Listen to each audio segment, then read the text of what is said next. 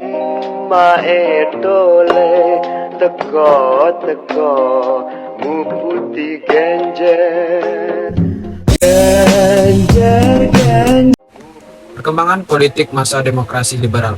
Sistem pemerintahan Indonesia sampai tahun 1950-an telah menjalankan dua sistem pemerintahan yang berbeda, yaitu sistem presidensial, sistem parlementer. Tidak sampai 1 tahun kemerdekaan, sistem pemerintahan presidensial digantikan dengan sistem pemerintahan parlementer. Dengan demokrasi liberal dimulai pada tahun 1949 dan berakhir pada 1959 saat pimpinan dipegang oleh Presiden Soekarno. Sistem pemerintahan demokrasi liberal merupakan sistem pemerintahan di mana kabinet disusun menurut penimbangan kekuatan kepartean dalam parlementer. Ciri-ciri yang terlihat pada masa demokrasi liberal di Indonesia yaitu sering terjadinya pergantian kabinet. Nah, perbedaan di antara partai-partai ini tidak bisa diselesaikan dengan baik, sehingga pada masa ini terjadi 7 kali pergantian kabinet kurun 9 tahun.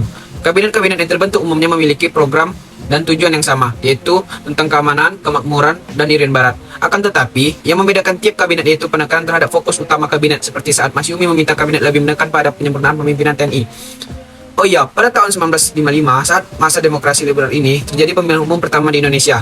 Sistem pemerintahan pada masa demokrasi liberal ini diisi oleh kabinet yang berdasarkan kekuatan partai. 2. Sistem kepartaian. Partai politik adalah suatu kelompok terorganisir yang dimana para anggotanya memiliki orientasi, cita-cita, dan nilai yang sama. Nah, tujuan dari dibentuknya partai-partai politik ini yaitu memperoleh, mempertahankan, dan merebut kekuasaan secara konstitusional.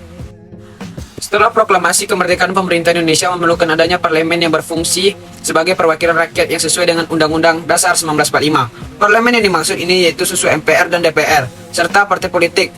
Maka pada 23 Agustus 1945, Soekarno mengumumkan berdirinya Partai Nasional Indonesia. Berdirinya Partai Nasional Indonesia atau PNI ini awalnya diinginkan oleh Soekarno sebagai partai tunggal di Indonesia. Akan tetapi bermunculan gagasan mengenai pembentukan partai baru. Pada tahun 1945, pasca proklamasi kemerdekaan, berdirinya 10 partai di Indonesia, yang diantaranya Majelis Syuro Muslimin Indonesia atau Masyumi, Partai Nasional Indonesia, Partai Sosialis Indonesia atau PSI. Pada masa demokrasi liberal ini, sistem kepartaian yang dianut adalah sistem multipartai. Pembentukan partai politik bertujuan untuk mengukur kekuasaan perjuangan Indonesia. 3. Pemilihan umum 1955. Pelaksanaan pemilihan umum 1955 bertujuan untuk memilih wakil-wakil rakyat yang akan duduk dalam parlemen dan dewan. Konstitusi pemilihan umum untuk anggota DPR dilaksanakan pada tanggal 29 September 1955. Hasilnya diumumkan pada 1 Maret 1956. Pemilihan umum 1955 menghasilkan susunan anggota DPR dengan jumlah anggota sebanyak 250 orang dan dilantik pada tanggal 24 Maret 1956 oleh Presiden Soekarno. Ajarian seperti yang sudah dijelaskan sebelum, pada masa demokrasi liberal ini terjadi pemilihan umum pertama pada tahun 1955. Pelaksanaan pemilihan umum 1955 bertujuan untuk memilih wakil-wakil rakyat yang akan duduk di parlemen dan dewan konstitusi. Pemilihan umum 1955 diikuti oleh partai-partai politik dan juga kelompok perorangan. Pelaksanaan pemilihan umum pertama ini dibagi ke dalam 16 daerah pemilihan yang terdiri dari 208 kabupaten, 2.139 kecamatan, dan 42.429 desa. Yang pertama, pemikiran ekonomi nasional. Pemikiran ekonomi pada tahun 1950-an pada umumnya merupakan upaya mengembangkan struktur perekonomian kolonial menjadi perekonomian nasional. Hambatan yang dihadapi dalam mewujudkan hal tersebut adalah sudah berkarya sistem perekonomian kolonial yang sudah cukup lama. Warisan ekonomi kolonial membawa dampak perekonomian Indonesia banyak didominasi oleh perusahaan asing dan ditopang oleh kelompok etnis Cina. Sebagai penggerak perekonomian Indonesia, kondisi inilah yang ingin diubah oleh para pemikir ekonomi nasional di setiap kabinet di era demokrasi parlementer. Upaya membangkitkan perekonomian sudah dimulai sejak kabinet pertama di era demokrasi parlementer, Kabinet Nasir. Usaha lain yang dilakukan pemerintahan untuk meningkatkan pengusaha pribumi dilakukan melalui Gerakan Asaat. Gerakan Asaat memberikan perlindungan khusus bagi warga negara Indonesia asli dalam segala aktivitas usaha di bidang perekonomian, dari persaingan dengan pengusaha asing pada umumnya dan warga keturunan Cina pada khususnya. Dukungan dari pemerintahan terhadap gerakan ini terlihat dari pernyataan yang dikeluarkan pemerintahan pada Oktober 1956 bahwa pemerintahan akan memberikan lisensi pada pengusaha pribumi. Ternyata kebijakan pemerintahan ini memunculkan reaksi negatif, yaitu munculnya golongan yang membenci kalangan Cina. Bahkan reaksi ini sampai menimbulkan permusuhan dan pergerakan terhadap toko-toko dan harta-harta benda milik masyarakat Cina, serta munculnya perkelahian antara masyarakat Cina dan masyarakat pribumi. 2. Sistem ekonomi liberal.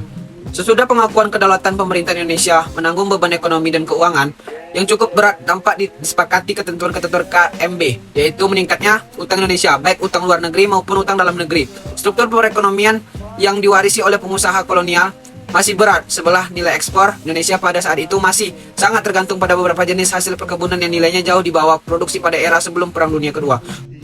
Permasalahan yang dihadapi pemerintah Indonesia pada saat itu mencakup permasalahan jangka pendek dan permasalahan jangka panjang. Permasalahan jangka pendek yang dihadapi pemerintah Indonesia saat itu adalah tingginya jumlah mata uang yang beredar dan meningkatnya biaya hidup. Permasalahan jangka panjang yang dihadapi pemerintah ini adalah pertambahan jumlah uang dan tingkat hidup yang rendah. Beban berat ini merupakan konsekuensi dari pengakuan kedaulatan. Pada era ini, pemerintahan mengalami defisit sebesar 5,1 M. Defisit ini sebagian besar berhasil dikurangi dengan pinjaman pemerintahan dan kebijakan ekspor impor barang terutama ketika pecah Perang Korea. Rancangan persetujuan FINEK yang dianjurkan Indonesia terhadap pemerintahan Belanda adalah sebagai berikut. Yang pertama, pembatalan persetujuan FINEK hasil KMB. Yang kedua, hubungan FINEK Indonesia Belanda berdasarkan atas hubungan bilateral. 3. Hubungan FINEK didasarkan atas undang-undang nasional dan tidak boleh diikat oleh perjanjian lain.